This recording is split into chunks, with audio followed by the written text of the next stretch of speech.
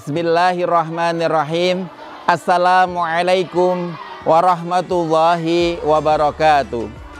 Alhamdulillahilladzi bi ni'matihi tatimul barakat wa bi fadlihi tatimus shalihat wa bi sholawatihi tatimus syafaat.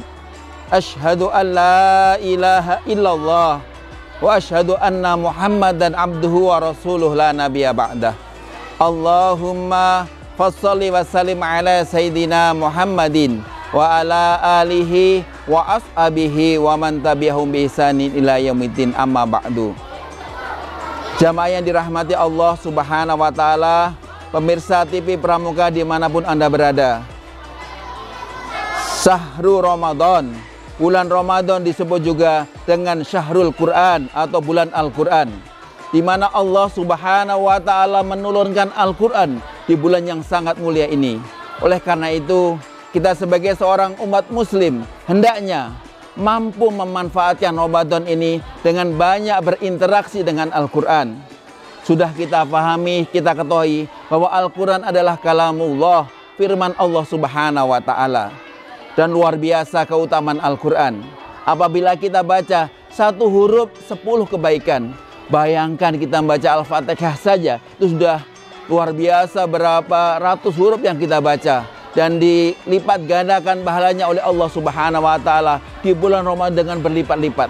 Oleh karena itu, izinkan saya, Sugeng Malikul Bahri, selaku Ketua Quran Bogor Barat, mengingatkan pada diri saya sendiri dan para jamaah sekalian, mari kita mengoptimalkan Ramadan ini dengan banyak membaca Al-Quran, banyak berinteraksi dengan Al-Quran.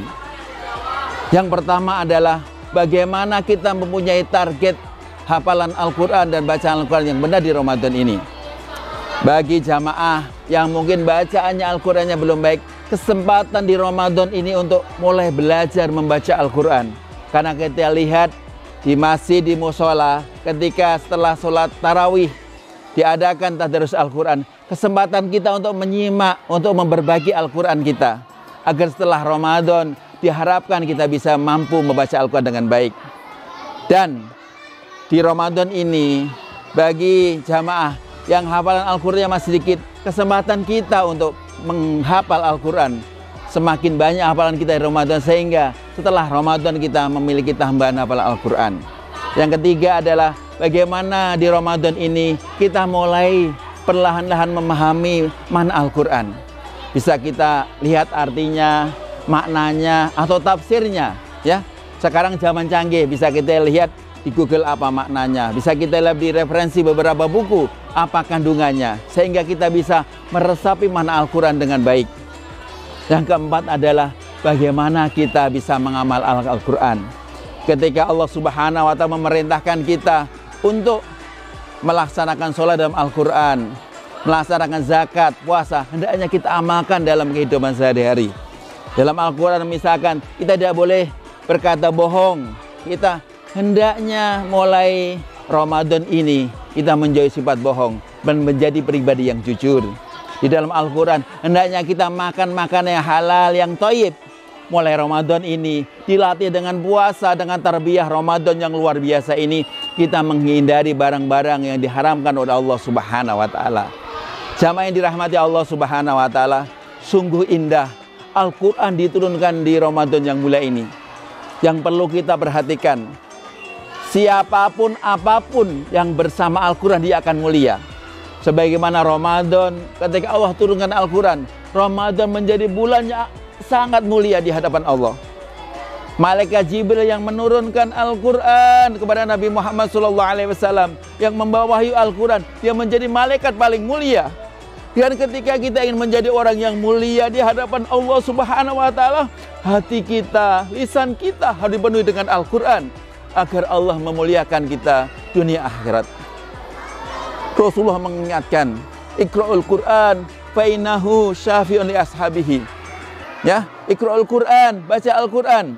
Ya, Al-Quran akan memberi syafaat kepada orang bawanya yaumal qiyamah, pada hari kiamat.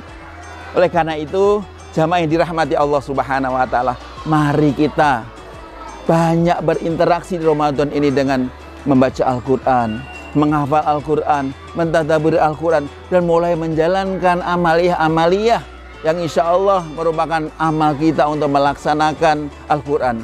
Sebagaimana Rasulullah SAW menjadi Rasulullah yang luar biasa, Sayyidul Anbiya wal Mursalin, karena dia membawa mukjizat yang besar, yaitu Al-Quranul Karim.